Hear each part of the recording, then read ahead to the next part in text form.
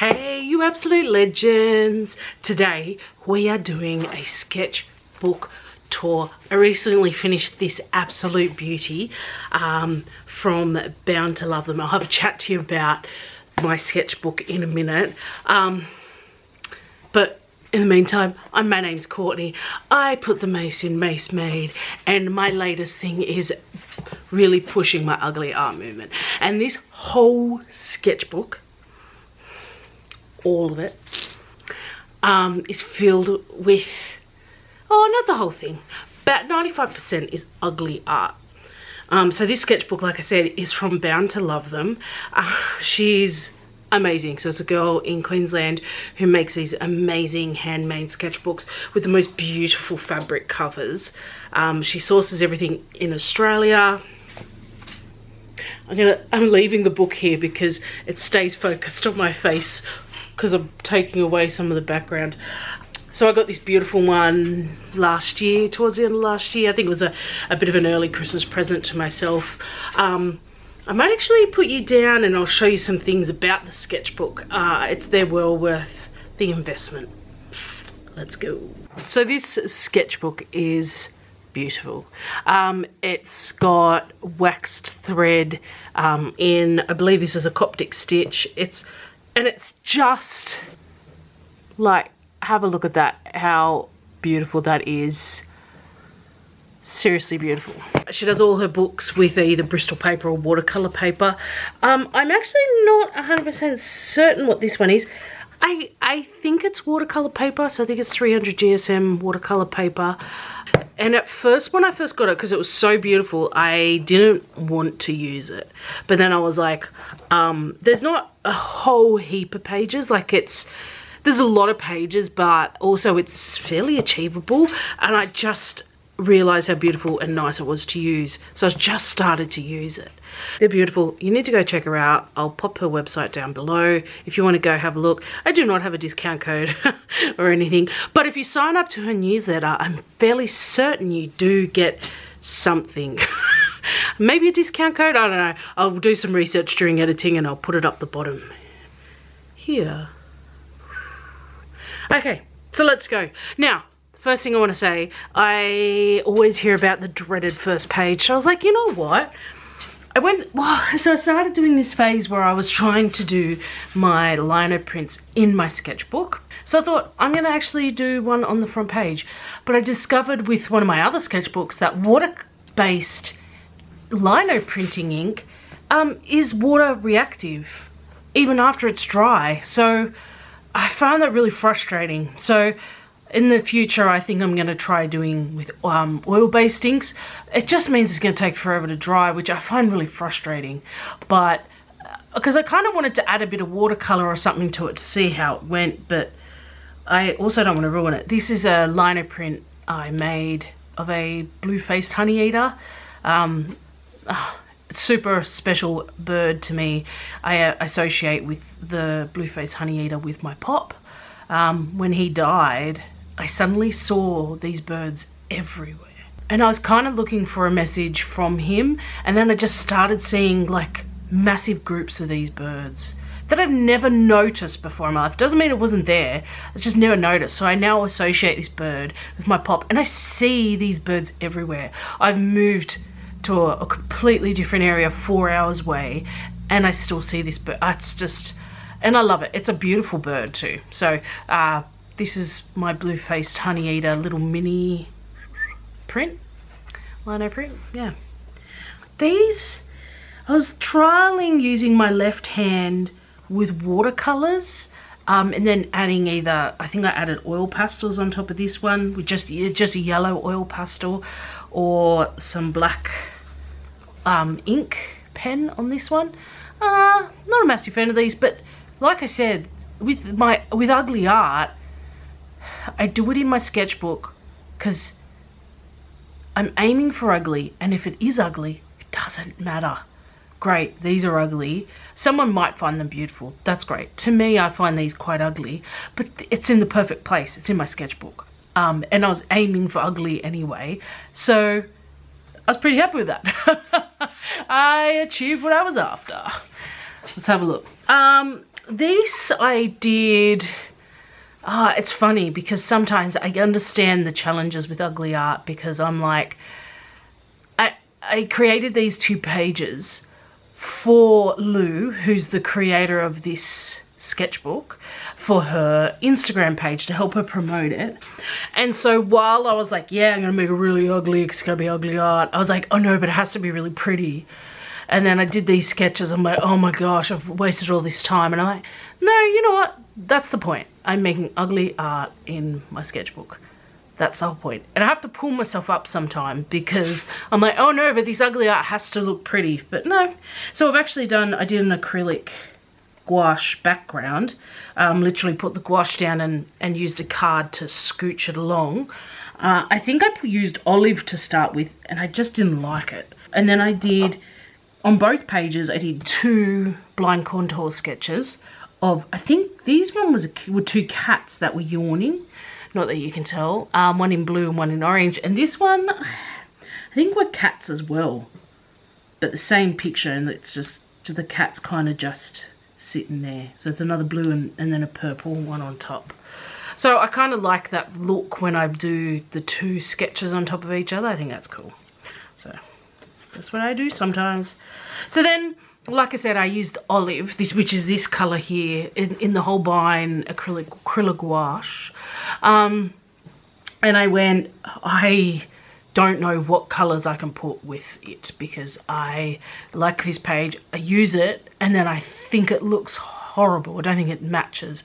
So I was like, okay, well, let's just try mixing it with a range of colours. So I just picked 4, 8, 12, 16 colours from my Holbein acrylic gouache, and I mixed them. So I then put them next to each other, and then decided to mix them because I want to get into more like limited colour palettes and things like that. So I thought, if with this I could see, actually, well, I really like this ultramarine blue with the olive, and even this light green, and it mixes really nicely. It makes a really cool kind of slightly more muted green.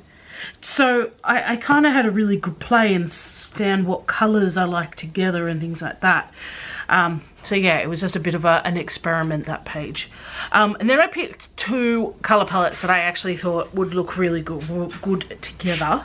So this one was Prussian blue, which says this is that pure colour Prussian blue. These are all Holbein acrylic gouaches. This one was wine red, and then the olive. So those are the 3 base colours. So this is how I want to do my limited colour palettes, is by literally just picking a colour that's kind of yellowish, a colour that's kind of bluish, and a kind of reddish. So it doesn't have to be yellow, blue, red. So like that olive, it's very yellow based. So I went, okay, well, that's my yellow.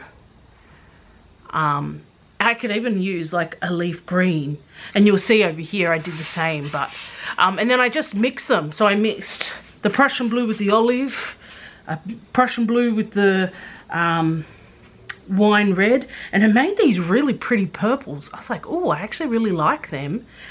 Then like just the Prussian blue, I added some white, the Prussian blue, more of the olive green. This was the olive green with the wine red mixed together. So I just was mixing it, and I'm like, that is such, for that, so cohesive. If I did a painting in them, super cohesive, and it would actually look really good together. So then I thought I'd do it again, but with some slightly more brighter colours, because I love brighter. This is rose. It's a very, very pretty pink. It's quite bright. So we've got a rose, a blue-green, which is actually very just green, I would say. It is more on the blue side, but it's not like it's not an aqua or a turquoise. It is a green, but a slightly more blue green. And then the olive again, because I love this olive colour. I just can't work out what goes with it. So these were my 3 base colours. You can see I just kind of put the pale ones of it. That's not olive. That would be this green with a bit of white in it. And again, what an amazing colour palette that is when I mixed, you know, the olive with the blue-green and the olive with the rose and the rose with the blue-green. This purple here, I think these purples, I think were with the rose, with the blue-green. So there was more rose in it, but just with a touch of that blue-green, it made some really pretty purples. And I was, again, quite shocked because I expected to get really quite dull purples. And yeah, I kind of got some more muted purples down here, but I thought they were really pretty. That might actually be the olive with it. No, sure, it can't be the olive. That would have made more of an orangey colour than purple. Anyway, I can't remember. Anyway, I was just playing around, seeing what. And again, what an amazingly cohesive colour palette that is. So I like this whole pick a red, pick a blue, pick a yellow. And so again, I've got 2 greens. My yellow is a green and my blue is a green. But still, look at the range of colour. Yeah, that would be enough for any painting. So I kind of wanted to play around with the whole idea of a limited palette and making mixes with those colours. These were just some oil pastel paintings. Not paintings, oil pastel drawings. I haven't put a paper between them, so they have smooshed a little bit together. That's okay. This here, I should have written it down. I've got to start writing it on. This was with one of those colour palettes. I feel like it was that one. Maybe? Yes. So I think it was this colour palette. I decided, let's do a painting. And so I did this bird. And I'm like, actually, it's turned out really cool. A little bit out of proportion and stuff like that. But again, it's my sketchbook. I'm aiming for ugly art. Like, this is perfect. But I actually really like how that painting turned out. Really nice. These were 2 blanc contour drawings of a lion. Just with Posca paint pens, because why not? So there's 2 different drawings over the top of each other. And then I had this idea of, okay, I use a Posca paint pen to do the 2 drawings, but then what if I coloured each one with watercolour, and where they overlap, the watercolour kind of mixes a little bit. These probably weren't the best examples because they don't overlap all that. Actually, they overlap a lot, so you can't really see a lot of just like this one. You can't see a great deal of the pure blue. I don't know. I wasn't massively big fan of how that turned out, but I thought that, so I tried like a profile and then I tried a front on for each of them because I thought that might be cool, but maybe they need to both be in like black Posca or a black pen of some form and then with the colour, because this one's so hard to read, you can't actually see the other one. But I was just playing, seeing what happened. These were just charcoal drawings, some blanc contour with charcoal, and this was just a quick charcoal sketch. Again, not trying to make it look too much like the picture, trying to keep it loose and fresh. Like I said at the beginning of the video, I've been trying to look at wanting to put some of my lino prints into my sketchbook. So these 2 here are with oil-based inks, but I did them on paper first. So you can see I did it on this bamboo paper and then I've stuck them in. So these are 2 cockatiels. And on the lino, I did a blind contour drawing in charcoal for this one. And then I did blind contour drawing using a dip ink, a glass dip pen for this one. And I actually really love how both of them turned out. They turned out amazing. I love them. They will eventually be in my shop. They're not at the moment, but I'm going to do some more of them and get them up there. This was me playing around with that whole idea of the 2 with the colour, watercolour, where it overlaps. I didn't let the blue fully dry, so the greens kind of leaked in, but you kind of get what I was planning there.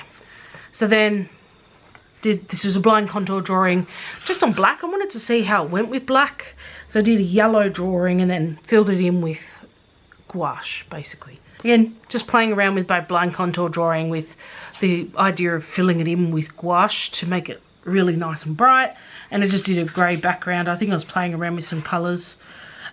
This was a bigger idea of that idea with the blind contour drawings that overlap and then the colours mix where they overlap. My ink wasn't entirely waterproof, but I actually really like how that turned out with all those birds. And I like I think this was an ink dip pen that I did with the blind contour drawing. Anyway, I love these birds. These birds are great. They turn out really well. This one I did when I was away. I've got these little gouache sets, and this was the, you know, they're by Holbein, and it's the Iriduri. I can't remember what it's called, but they've got these gouache sets for one for each of the seasons, and this here was some of the colours in the spring. I quite like the spring one. So these were just only a couple of the colours. So I think there's 2 blues, a purple, and this lighter peachy colour. So 4 colours there, and then I used a neo colour to do the outline, and I really like how that looked. And I just stuck a bit of vintage stamp paper down first, and did over because I wanted to see how it looked. I actually really like how it looked because you can still see a little bit of the text through, and that's kind of cool. That was a crow, which again intended as a ugly, and sure did turn out ugly. And I used some silver because that spring set includes a silver, and I'm like, what am I going to do with this silver? So I thought, oh, what happens if I just add a bit in the background? You can see it's a little shimmery. I don't know how I feel about the silver.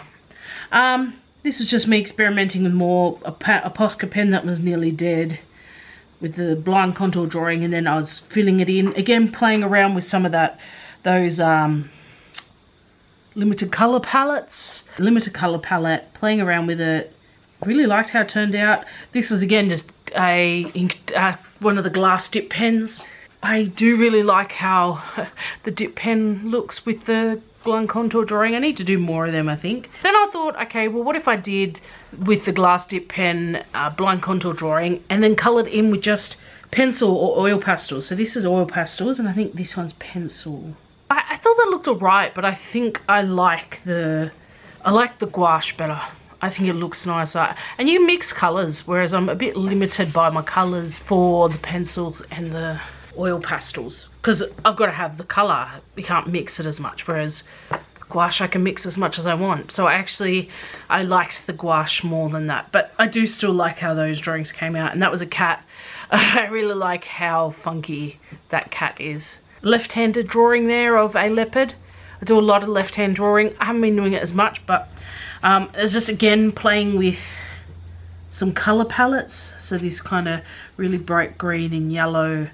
I actually think these are colours in that spring colour palette from Holbein. I like this little sketch, but there wasn't heaps of like solid enclosed shapes that I could actually paint and colour in. So I found it was a bit harder to do, but I thought this sketch was actually really cute, this one. Some blind contour drawings of a pelican. Again, I was just playing with some colour palettes, like what works well together. I love yellow, and that spring gouache set by Holbein has this really cool warm yellow and a cool yellow. So this is a lemon yellow, and this is like I wouldn't say fancy yellow, but it is a warmer yellow, slightly warmer yellow. And I thought, like, how can I use them, because I love yellow. But I also find yellow one of the hardest colours to put into a really nice cohesive colour palette. So I was just playing around with some colours and just putting them in the backgrounds as well as I went. These again, blind contour with, I think this was a neo colour and this was an oil pastel. I've worked out I don't like doing the outlines, the lines, with a light colour. So this light green is too light. It needs to be a darker green. And then the lightness comes with the colours I put into it rather than the outline, because I think that just looks a bit washed out and you kind of lose those lines a little bit. So this one was with a darker green. This was a rosella, not a rosella, sorry, a lorikeet in flight. And I actually really like that sketch. I think it's beautiful. And I like the colour palette, the grey, the blues and the purples. Yeah, really pretty. Really like that a lot.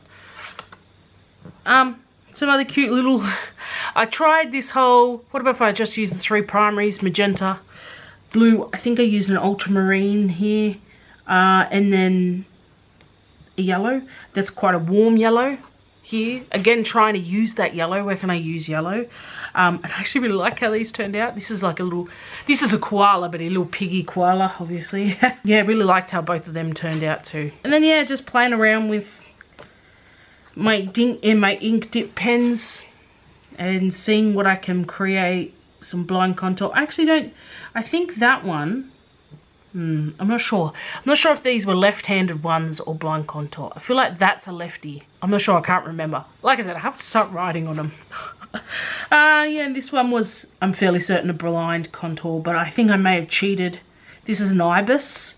And again, playing around with that yellow, pink, orange type color palette. A lot of this is about me playing with color and how to introduce color into my ugly sketches and ugly drawings.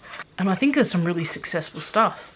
Yeah, again, same thing. I used a colored pencil for the outline for these, and then just had to play around with some of the colors I had to fill it in. Yeah, again, trying to use that yellow, that bright yellow, because I find it's such a hard color to use, but I love it. I really love it.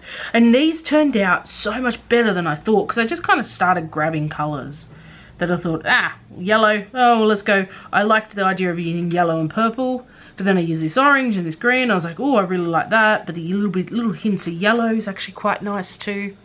So yeah, quite a lot of experimenting with color palettes. This idea was of me doing charcoal drawings, then putting a layer, so rubbing the charcoal drawing out, a layer of watercolor, letting that dry, charcoal drawing again, and I think I drew this one 3 times to get some of those depth and marks. Love these one. Actually, I really love how they both turned out. So I don't know, that might be something I do, I'm not sure. But then I tried, let me see if it's this next one. Yeah. Then I thought, well, what would happen if I drew a cow, rubbed it out, then painted the cow one colour, the background another. The problem is with that, the next time I do a blind contour drawing over the top, it's not necessarily going to be in the same spot. So I don't think that turned out as successful as I thought. I think the solid colours turned out a lot better.